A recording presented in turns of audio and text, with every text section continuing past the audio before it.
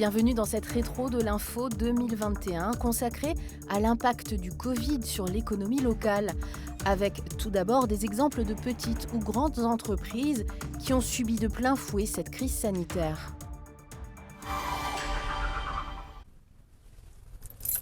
À 25 ans, Eva Paco se lance dans le grand bain de l'entrepreneuriat. Avec l'aide de la municipalité d'Étival-les-Le-Mans, elle obtient un local pour créer son propre institut de beauté.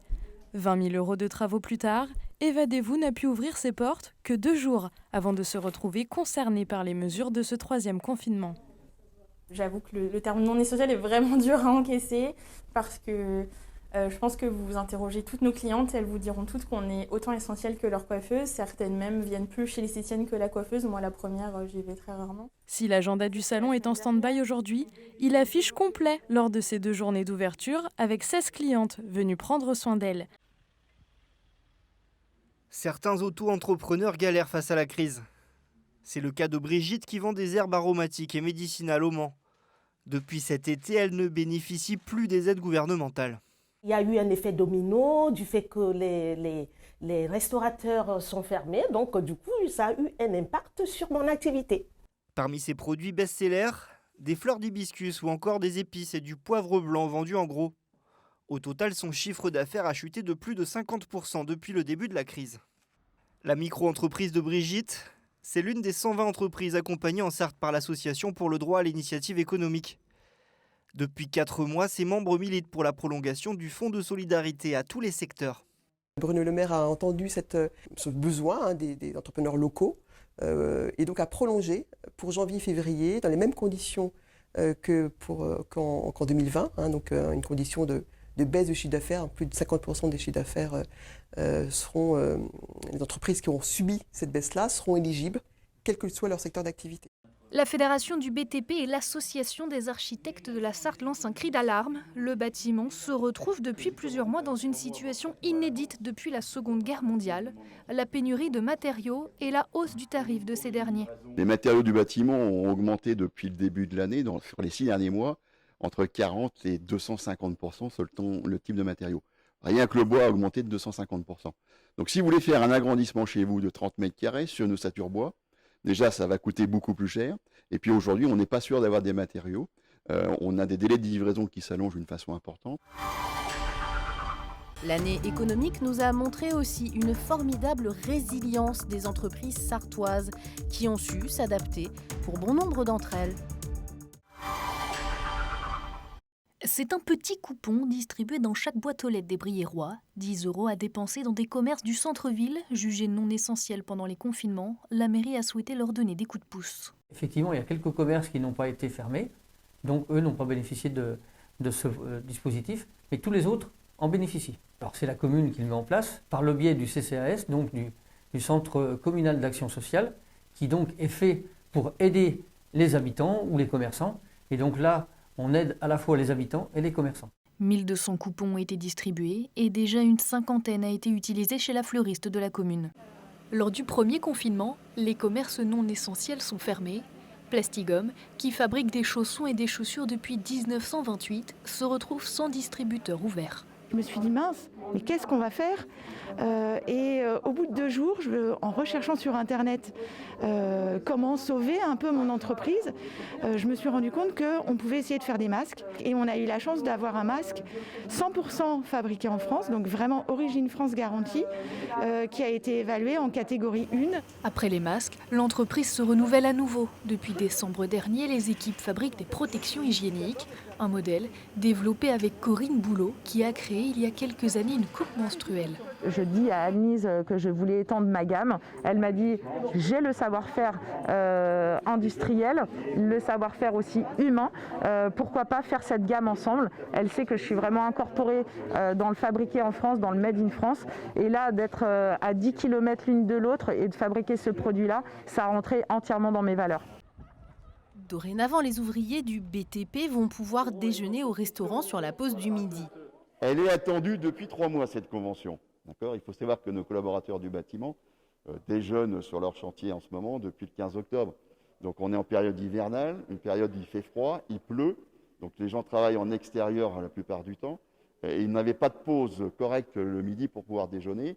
Sur la base du volontariat, les restaurateurs sarthois pourront accueillir les ouvriers du bâtiment dans l'exercice de leur activité sur un chantier proche. Plusieurs entreprises travaillant sur le même chantier pourront signer une convention avec un même restaurateur pendant une durée définie par les deux parties. Le restaurateur devra alors se signaler à la CCI de la Sarthe qui tient à jour une liste et la transmet au service de la préfecture, car tout ceci est bien sûr dérogatoire.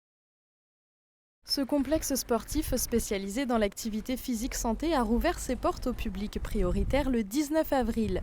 Dans la liste de ses adhérents figurent les personnes touchées par le Covid. Grâce à son label Salle Sport Santé, Elancia leur propose un programme de réadaptation. On en voit tous les effets à la télé, sur beaucoup d'interviews, etc. Même quand on entend parler, on sait que pour certaines personnes, c'est compliqué la réadaptation après être tombé malade d'un point de vue essoufflement ou d'un point de vue physique. Donc c'était important pour nous justement d'allier ce label à un programme de réadaptation post-Covid. La Maison Leroy à Oisé-sur-Sarthe, tout comme les autres maraîchers de la région, peine à trouver de la main-d'œuvre saisonnière pour la cueillette des pommes. Nicolas postule ce mardi lors d'une journée de recrutement organisée sur site. Lui-même créateur d'entreprise depuis 2019, la période Covid lui laisse du temps pour diversifier ses activités. Et je pense qu'il faut profiter du temps qu'on a pour respirer un peu et faire une activité physique. Ce qui est difficile à faire quand on est assis à son bureau. Voilà, et j'ai besoin de prendre l'air. Donc voilà. La crise, enfin, a modifié certains comportements d'achat. Sous la contrainte, les filières s'organisent bon gré mal gré. Une note positive en cette rentrée de septembre qui permet de croire en des lendemains meilleurs. Cet été, hôtels et restaurants sarthois ont tiré leur épingle du jeu, par exemple, signe d'une reprise attendue. Pour certains commerçants, ce confinement aura une saveur différente des précédents. On connaît les variantes du coronavirus, on connaît aussi les variantes du cloisonnement et avec 3 versions différentes. Je dois dire que je préfère égoïstement celle-ci puisque nous serons ouverts et c'est vrai que ça change un petit peu la donne, même si je compatis à tous ceux qui restent encore fermés. Car ces fermetures successives ont eu un impact sur les ventes de cette boutique indépendante. Mais les clients sont restés fidèles, alors les meubles ont été sauvés. Apporter ses contenants pour faire ses courses, Fiona le fait 2 fois par semaine dans cette épicerie Mancel. Pour cette écolo convaincue, la vente en vrac, c'est la bonne idée. On a des bocaux à disposition, donc moi je trouve ça génial. Voilà, il n'y a plus d'emballage, il n'y a pas de surplus. De découvrir les produits et puis de se dire tiens ça nous plaît bien, on prend un bocal, on se sert, et puis on prend que ce qu'on veut, donc que ce qu'on a besoin.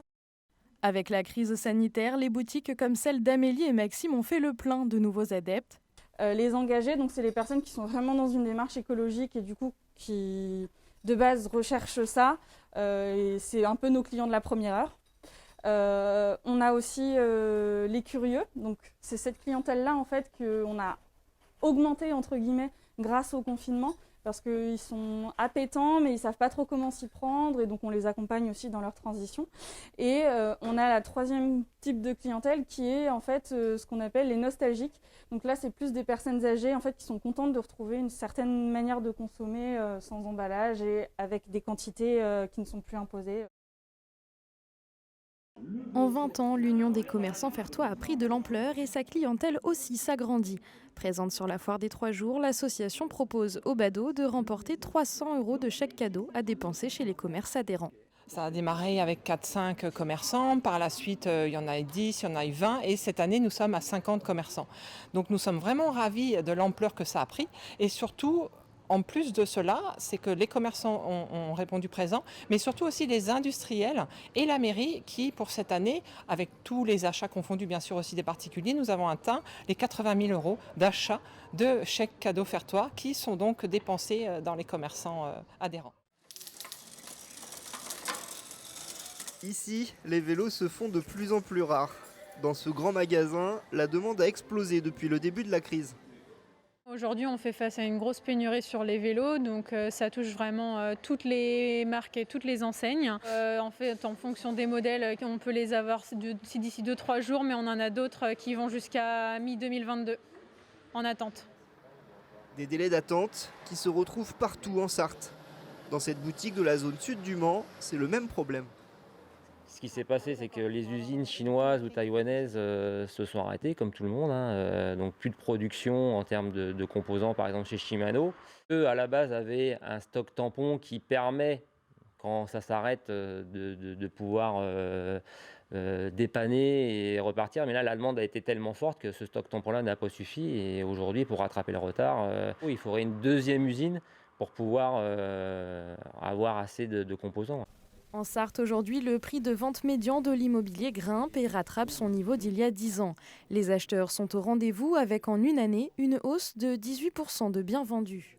La tendance a été extrêmement à la volonté d'acquérir des biens en dehors du cadre dans lequel les gens travaillaient habituellement. On a des Parisiens qui ont voulu investir en région, sachant qu'avec le phénomène du télétravail et un département comme la Sarthe qui est très fibré, ils pouvaient très bien se migrer dans la Sarthe, profiter d'un cadre de vie extrêmement agréable et travailler à distance en télétravail. C'est le retour de l'un des emblèmes du village de Vivoin. Cet hôtel-restaurant a rouvert en mai dernier après d'importantes rénovations. On a rénové toutes les décorations parce que c'était un peu vieillot.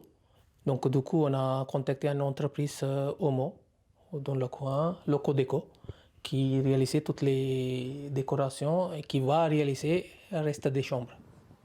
250 000 € investis pour rénover 5 chambres, créer un extérieur avec une terrasse et ravaler la façade. De l'aveu du patron, ça a démarré très fort cet été pour l'établissement. Vraiment, on est très content. Hôtel, il est complet. Restaurant, samedi soir, on affiche complet, plus pas du temps. C'est peut-être la comtesse qui fait aussi marcher, démarrage aussi vite. Donc les gens ils s'attendaient tellement à aller au restaurant balader. Donc ça nous a permis de vraiment développer assez vite, assez bien. Une bonne fréquentation qui, selon Sarthe Développement, se retrouve aussi chez la majorité des acteurs touristiques sartois. On est sur une saison avec une fréquentation dans tous les types d'hébergements supérieure à celle de 2020. Et pour certains types d'hébergements comme les meublés, gîtes ou chambres d'hôtes, on est sur des chiffres de fréquentation même supérieurs à ceux de 2019.